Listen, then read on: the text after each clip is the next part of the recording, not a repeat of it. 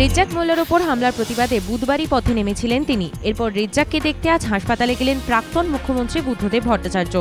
দুপুর 1:05 বাইপাসের ধারের হাসপাতালে রেজ্জাককে দেখতে আসেন তিনি। সঙ্গে ছিলেন সিপিএম নেতা সুজন চক্রবর্তী।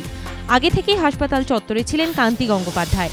ভাঙড় কাণ্ডের জেরে রেজ্জাকের L1 হাড়ে চিড় ধরেছে। ব্যথা কমানোর জন্য তার কোমরে বেল্ট পরানো হয়েছে।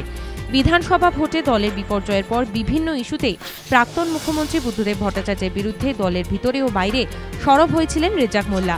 দুই নেতার মধ্যে দূরত্বের কথাও কারো অজানা নয়। তবে ভাঙড়ে রেজ্জাকের ওপর হামলার ঘটনায় সেই দূরত্ব অনেকটাই ঘুচিয়ে দিয়েছে বলে রাজনৈতিক পর্যবেক্ষকদের ধারণা।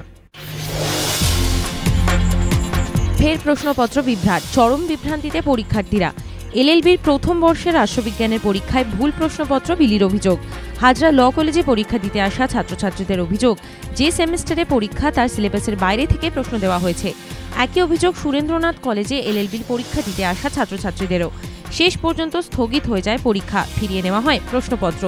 এই বিষয়ে কলকাতা বিশ্ববিদ্যালয়ের উপাচার্য সুরঞ্জন দাসের প্রতিক্রিয়া, সিলেবাসের বাইরে থেকে প্রশ্ন দেওয়া হয়েছে, এটি অত্যন্ত দুর্ভাগ্যজনক ঘটনা।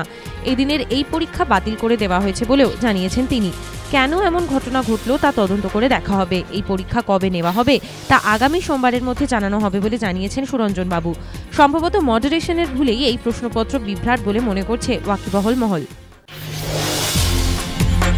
কলকাতার শীতে সামান্য ছন্দপতন, খলনায়ক কুয়াশা। আজ শহরে তাপমাত্রা বেড়ে 10.4 ডিগ্রি সেলসিয়াস, তবু স্বাভাবিকের থেকে 4 ডিগ্রি সেলসিয়াস কম। উত্তরে হাওয়ার দাপটও কম থাকায় শীতের আমেজ অন্য দুদিনের থেকে কমেছে। তবে নিরাশ করছে না আলিপুর আবহাওয়া দপ্তর। কুয়াশা কাটলেই ফের ঠান্ডা পড়বে বলে জানাচ্ছেন আবহবিদরা। তবে জেলাগুলিতে শৈত্যপ্রবাহের দাপট অব্যাহত। 14 ডিসেম্বর 2011 দক্ষিণ 24 পরগনার সংগ্রামপুরে বিষমদ খেয়ে মৃত্যু হয় 172 জনের, অসুস্থ হন 375 জন। ঘটনার জল গড়ায় বহুদূর। হাইকোর্টে জনস্বার্থ মামলা দায়ের করেন 2 আইনজীবী। মামলায় সংগ্রামপুর কাণ্ডের সিবিআই তদন্তের দাবি তোলা হয়।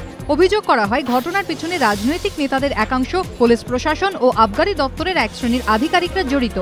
সেই মামলার শুনানির সময় এদিন চরম উদ্বেগ প্রকাশ করে হাইকোর্টের প্রধান বিচারপতি অরুণ মিশ্র ও বিচারপতি জয়মাল্য বাগচি ডিভিশন বেঞ্চ। হাইকোর্টের তরফে রাজ্য সরকারের কাছে জানতে চাওয়া হয় এই ঘটনার পেছনে কারা জড়িত, তাদের কি আদৌ চিহ্নিত করা সম্ভব হয়েছে, কেনই বা ঘটল এই ঘটনা। তদন্ত সিবিআই এর হাতে তুলে দিলে রাজ্যের আপত্তি কোথায়? আদালত সরকারের কাছে জানতে চায় মামলার চার্জশিট কোথায়। চার্জশিট খতিয়ে দেখতে চেয়েছে হাইকোর্ট। মামলার পরবর্তী শুনানি 1 ফেব্রুয়ারি।